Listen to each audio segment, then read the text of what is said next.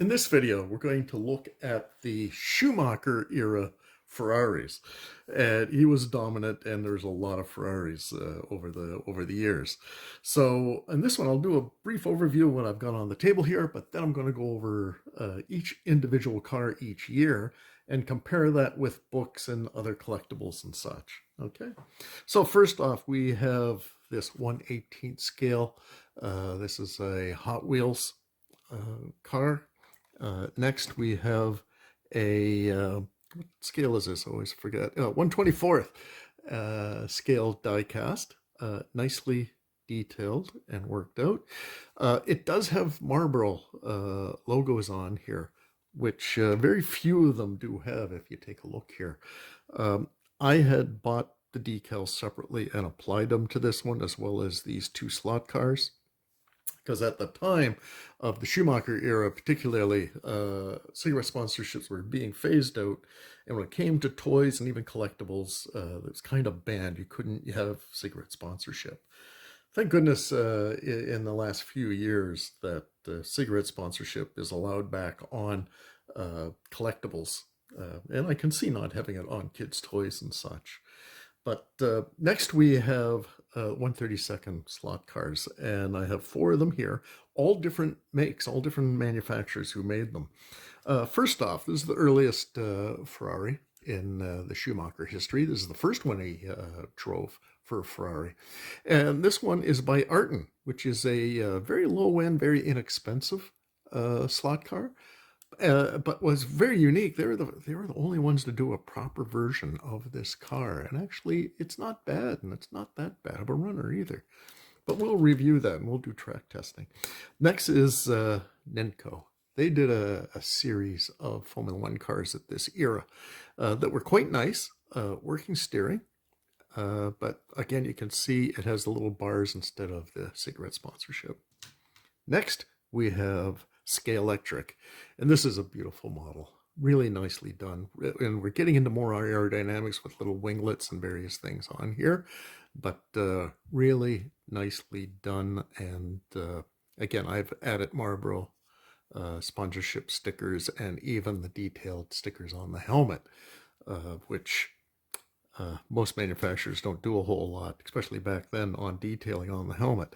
And next is the SCX. And again, look at all the winglets and all the aerodynamics that dominated Formula One cars at the time. And it got to the point where the FIA just banned a lot of these aerodynamics because it was getting just out of hand.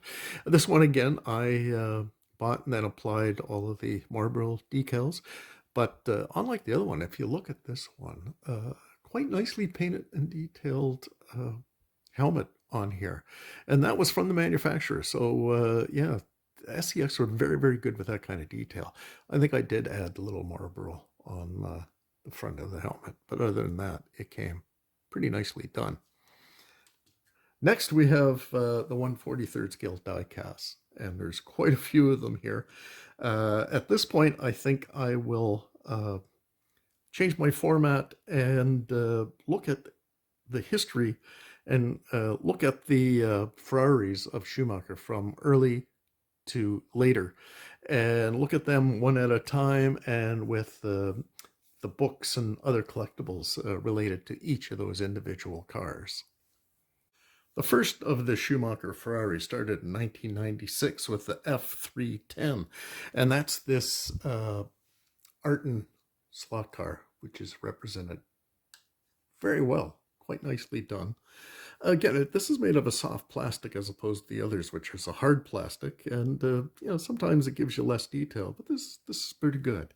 And it's represented well if we look at the pictures in these publications and such, and it does it quite well. This is a high wing version. This is the low wing of how the car started in the season. And maybe we can, here we go. This is a little lower, a little bit more of what we see here with these two cars. Next book that we can take a look at is one that I really quite like and have shown in past videos, is this Formula One car by car, and this is the 90s.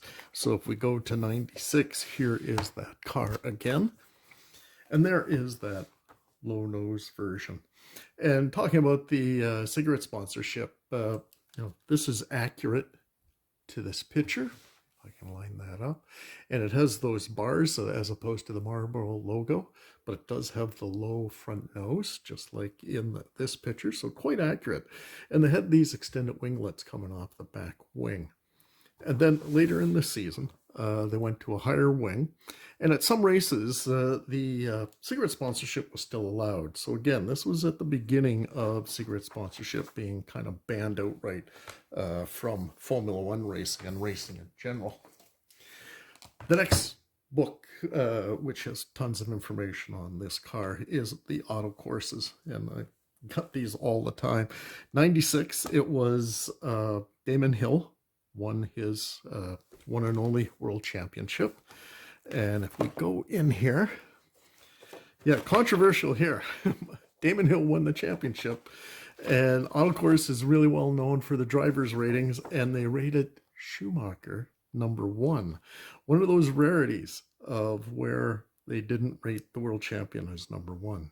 So Schumacher, even dominant back then, and showed enormous skill. The car just wasn't up to the performance to be able to take the championship. Again, nice info and photos and such. You can see the accuracy on this car. It's quite nicely done. Gold-like wheel rims. On here, it is really that metallic gold. And again, Formula One really didn't use a lot of metallic. It should be a matte gold finish for color authenticity. But let's go ahead and continue here. Here, I picked this one out too, because see, here's controversy erupts over lateral cockpit protection rules. And you can see on this car, it wasn't the most finesse looking car, because the cockpit surround around the rollbar is quite lumpy. It's got a great hump, which never looked that appealing. And it was the interpretation of rules, and the championship winners, the Williams team, they interpret things different, and they had a much nicer, more finesse of a car. And those side pods, the side protection wasn't as bulky, because they kind of added little fins to kind of take up that space that Ferrari misinterpreted and made it one full space that really didn't work as well aerodynamically, and certainly didn't do much for the aesthetics of the car. This one here, I bring this one out because this is by Arton as well. This was like a 2-car set of that 1964 championship.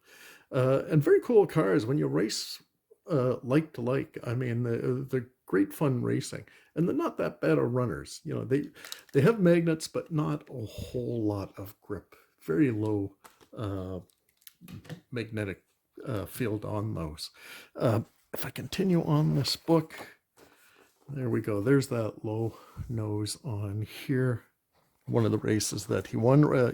He won 3 of the races that season, so it wasn't dominant for sure. There's those 2 cars fighting it out. This is Jacques Villeneuve, Damon Hill's partner. But yeah, Schumacher gave it his all to try and make that car competitive. And here's a crazy shot. There's that spot of him crashing during practice. So lots of information. These books are fantastic for each single year and race to race and lap times, everything, to really understand, just how successful or not these cars were. So here we have the Arton car, the Ferrari 310. Again, it's that soft plastic. So what I like about the soft plastic, the chances of breaking something off are very, very slim. Again, lack of detail, doesn't have mirrors or any other little fine pieces. As you can see, these back here, they bend, so no worry about breaking any of that. Again, underneath, quite plain, nothing too much under there. Again, front wings all molded into the body, but really no fear of breaking that off, because, again, it's not a really fast car. And that soft plastic, it'll bounce before it snaps. So let's give it a go. Not a particularly fast car, and the magnet really isn't offering much grip. Not particularly fast, but goes well with the Arton Williams. Our next car is the 1997 Ferrari. I haven't shown the cover for this book, but this is a great reference for these Schumacher Ferraris. It goes over all of the Ferrari Formula One cars from the start of 1950 up to almost present. So it's a great book. So if I open this back up, we'll have seen this page previously when looking at the Arton car, but this one is the F310B, and that was 1997. And this one here, this is the Ninco car, and it is very similar to the other. The difference is this is the high wing version, and the side pods have been cut back. The other ones really protruded out with oval sort of intakes. But for 1997, it was another year that Ferrari wasn't successful in the championship, but they had that competition with the Williams yet again. And here's that car here with, in this case, yeah, it is Michael Schumacher there. So if we take a look with this car, there's that high nose, but with the cigarette sponsorship as mentioned. Really nice molded wheels on here. They look really great. Nicely detailed. Okay, yeah, so here we go. Here's those Ferraris. And this is the F310B. And you can see how that looks really nice. There we go. And the last book for this year that we're looking at is the 1997 Autocourse, which is a great one. In that one, we saw last time we looked at Autocourse for 96 that that driver's rating, they rated Schumacher #1, but here Jacques Villeneuve won the championship and Michael Schumacher #2, and that's how they rated the drivers. In the championship, Jacques Villeneuve won 7 races out of 10 pole positions with a total of 81 points. And Michael Schumacher here, he won 5 races, 3 pole positions, and 78 points. So they came pretty close point-wise, but Jacques Villeneuve and that Williams was far more dominant. And here's that car, the profile here of the Ferrari team. And we take a look, and this is a very good replication of that car.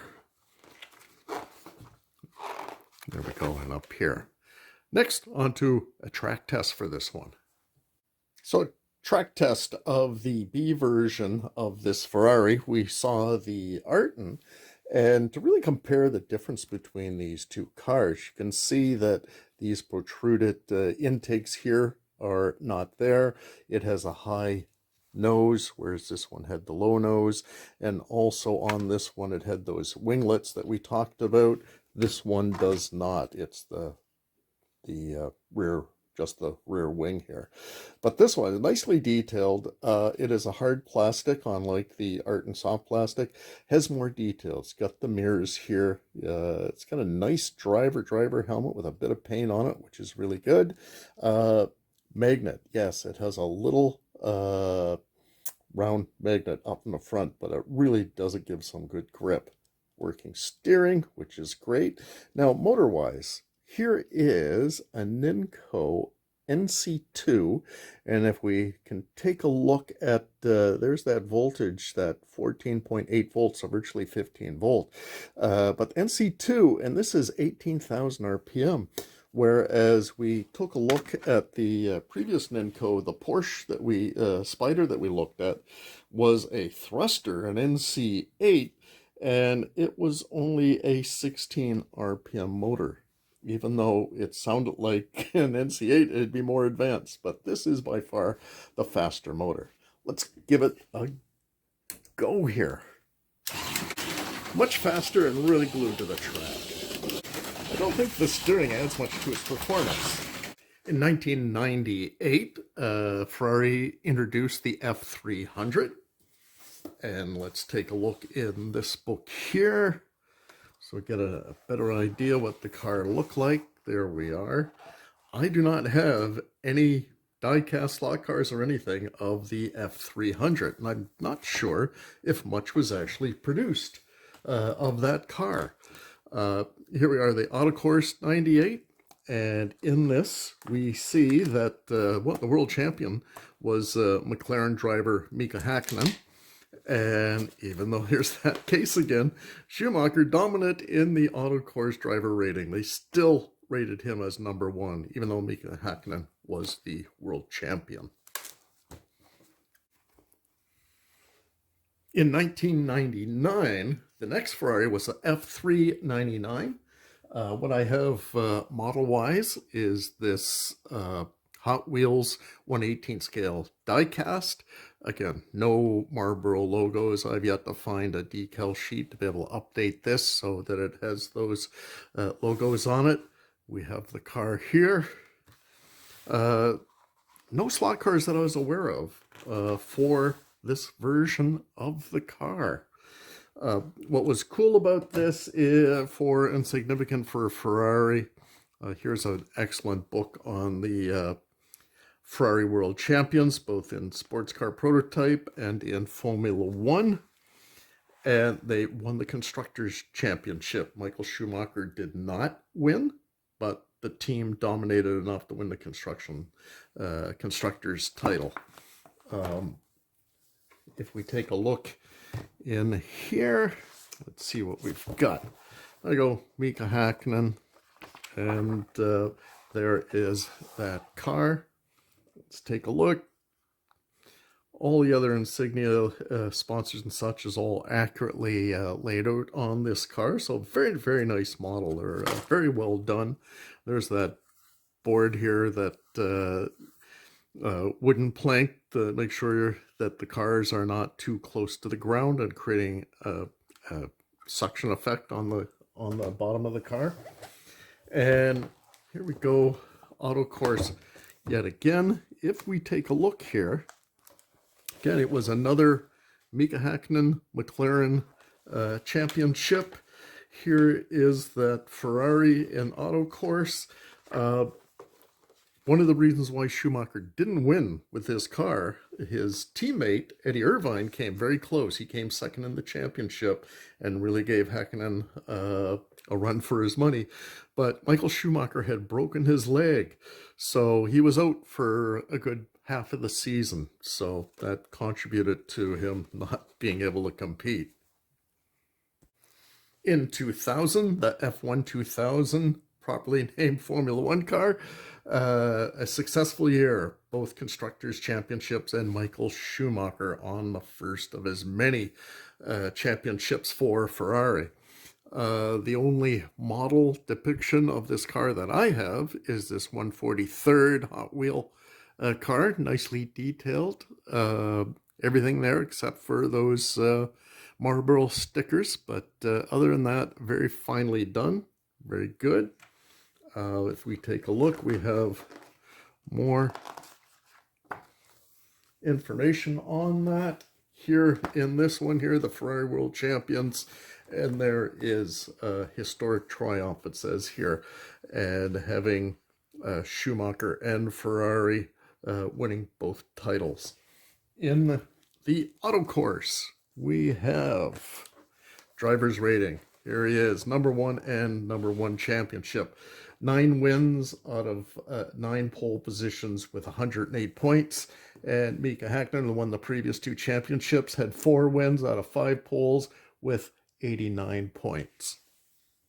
In 2001, the F2001.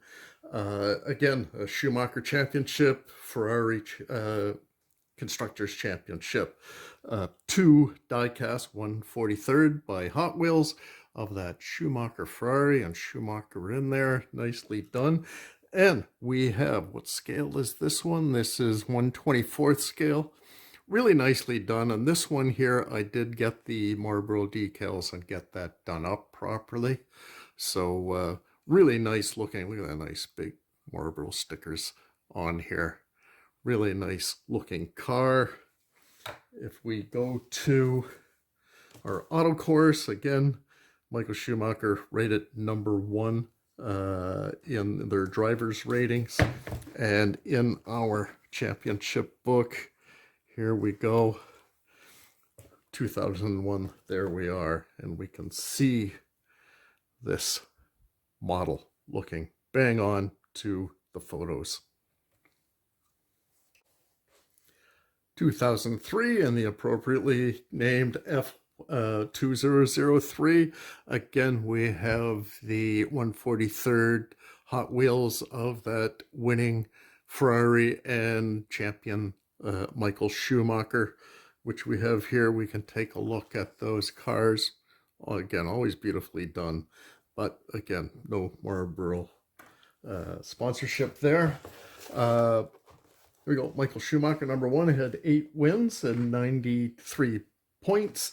His next rival, who is only rated number 3, had 91 points with 1 win and 2 pole positions. So Schumacher was completely dominant. I think only one other driver had won more than one race, and that was his brother Ralph.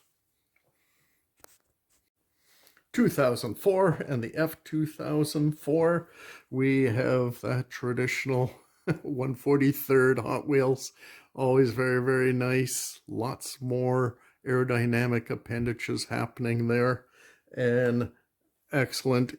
We have a Scalextric slot car, and this is beautiful. Really, really nice. Full cockpit in there.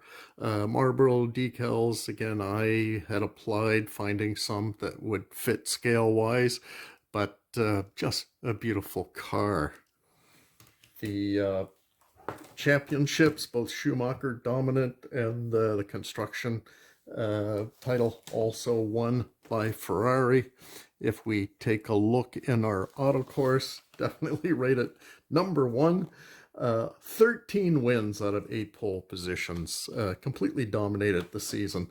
The next winning driver with only 2 wins was his teammate Rubens Barrichello. Track test of the F2004 by Scalextric. Again, a beautiful car. Hard plastic, but look at all these appendages, little winglets, beautifully reproduced. I mean, this is an era of slot cars in general that are, just beautiful collector models, let alone being active and running slot cars. Yeah, it's got a good holding magnet on here, so it really is glued to the track, much like the real thing. With all of its aerodynamic aids. Fragile front wing, I think I've had to glue that on a number of times. Actually, I have a little bit of suspension missing here, and I'll have to see if I've got it in my bin of parts. Again, doing up the Marlboro stickers, also did up the stickers on the helmet on this one that I may have pointed out before. But look at that, full cockpit, really nicely detailed, just excellent. We'll give this one a run. I think for the longest time, this was my fastest slot car. Magnets and the big grippy tires do the job. Here we are, Ferrari F2004. We're at Monza, the homeland of Ferrari. Here we're going to see if we can get a decent start. Not too bad.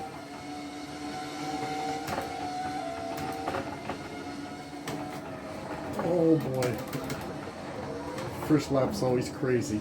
Trying to get through this chicane from flat out to not going at all. Oh, managed up to 7th. Watch going through the gears here. Just bang, bang. 7 gears, unlike the 4 or 5 I'm doing in the more vintage vehicles.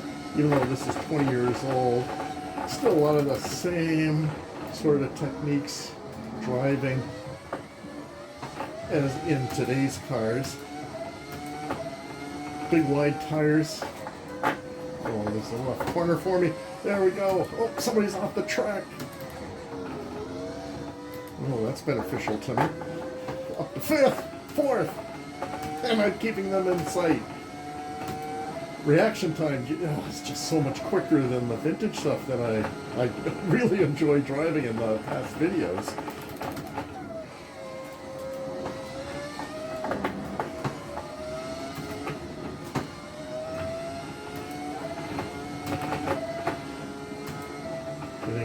draft here where hopefully I can close up behind this car and hopefully not hit them. Whoa, that was slow. I'm losing it. Oh, I saved it. Wow, I can't believe it. Usually I'm a goner.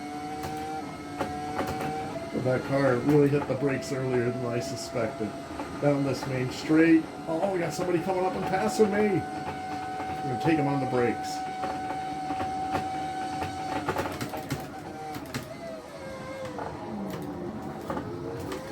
Wow. Oh, I messed up that corner on the exit. But here we go. You can really hear chatter in the wheel.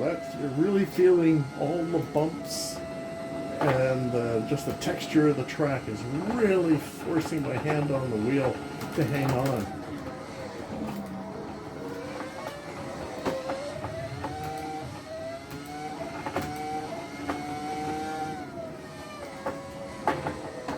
There we go. I was cautious through there because my downforce isn't quite as much as I would like, but I need it to be able to pick up speed on the straightaway. Too much wing, it just bogs you down.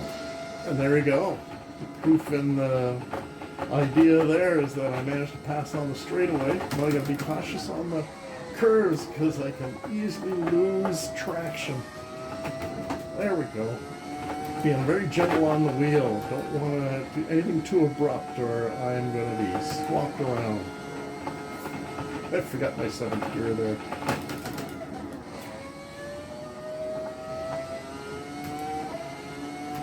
Parabolica, huge corner.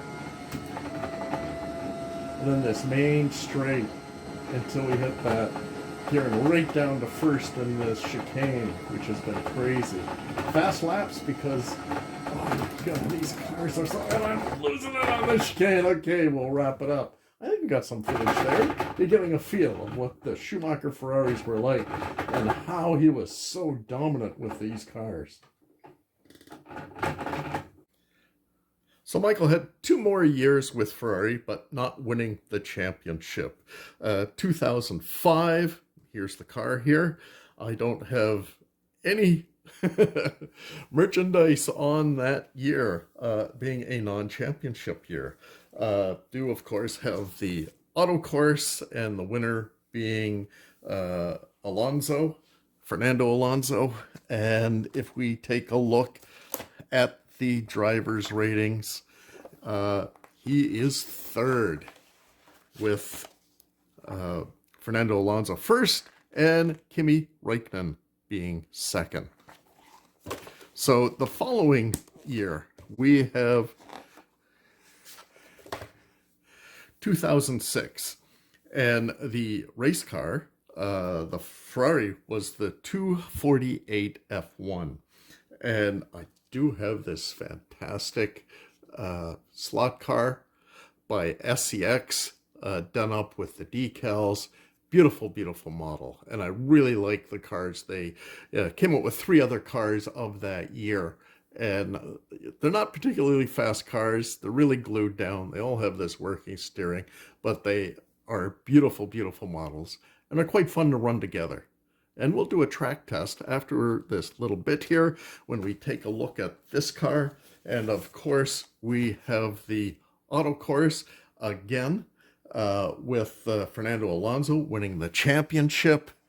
And let's see where we ended up with Michael Schumacher. Again, he didn't win the championship, but they do have a number 2. Here he is, strange order of how they done this. So Fernando number 1, Michael number 2, as he finishes out his career with Ferrari. After that, he took a 3-year sabbatical, came back with Mercedes, and just was not competitive or successful. What else do I have back here just to take a look? Keep missing here. There we go. Here's a page on Ferrari, and there is that car. And again, beautifully reproduced, but unfortunately these slot cars, particularly at the time, and this is a few years old, again, this is all almost 20 years ago, and tobacco sponsorship wasn't allowed on slot cars, being considered toys and not collector's items. You have to get the decals to complete them. So on with the track test. Last of our track test, and this is the 248 F1, and this is by SCX, and a beautiful model. Wow, all the detail on this. Again, full cockpit, much like our Lasky Electric one that we took a look at. This one, I do have the Marlboro stickers on there that I had to apply. Working steering. Not sure how effective that is, especially on this car. Very vulnerable mirrors here. I've glued them back on many, many times. But that's the problem when you're replicating the real thing, and that's what they did. These very tall on-stock rear view mirrors, leaning forward, and yeah, they're vulnerable. Trick with this, with a slot car, you're running, and even if you just come off, corner marshal, or even yourself, when you pick the car up, you may accidentally grab those mirrors and snap them off. But all this aerodynamics, just amazing. All these little appendages and things going on, all these pieces here, all really well reproduced here. Nice thing is that these little winglets are all rubberized, so they're not going to snap those off anytime soon, which is really nice. Front wing, yeah, a bit vulnerable. Yeah, a lot of different elements here, but holding up pretty good so far. Haven't managed to break it. So anyway, let's give it a go. Smooth, easy driving car. Not as fast as the Electric, but stuck down pretty good. In conclusion, there's so much on Michael Schumacher, and this book is no exception. The Edge of Greatness, really outlining his dominance, particularly in the Ferrari years. But is he the greatest Formula One driver of all time? Well, statistically, no. He, in his career, did 308 races with 91 wins and 7 world championships. But current, still active driver, Lewis Hamilton, has done 332 races, 7 world championships, and actually has won 103 races. And now we have upcoming Max Verstappen, only age 26, and already has won 3 world championships and won 54 races. So in future, he may well be the most dominant driver ever in the history of the sport. But Michael, in his dominance, he did win 2 of those championships with Benetton before the 5 for Ferrari, and then him taking his sabbatical from Ferrari and then coming back with Mercedes, and yeah, didn't have the car nor the same perseverance to be the champion he once was. But the other thing with Michael Schumacher is sportsmanship. Well, there's some issue there, so it's a flawed champion. And as we see in this book, it outlines, it's a great book because it has all of the greatness and the flaws of Schumacher and his character. And he literally had run-ins with his competitors. In this picture up here, we see him running into Damon Hill and by default ended up winning the championship. So a lot of controversy there. And then not too long after, he had a run-in with Jacques Villeneuve and ended up losing out on the championship again. I think he was disqualified from the championship for his unsportsman-like conduct. And on top of that, his years with Ferrari, always in the contract, his teammates were basically to let him win. And especially the days with Rubens Barrichello being ordered to move aside, and even Rubens had some issue and made it quite deliberate, at least on one occasion, where he just put on the brakes and came to a stop virtually to let Schumacher win, much to the displeasure of the crowd and his reputation. But regardless, it's all the drama of Formula One, which makes it interesting. You know, the history, the cars, the tracks, the personalities, and definitely Michael Schumacher is definitely one of the greatest.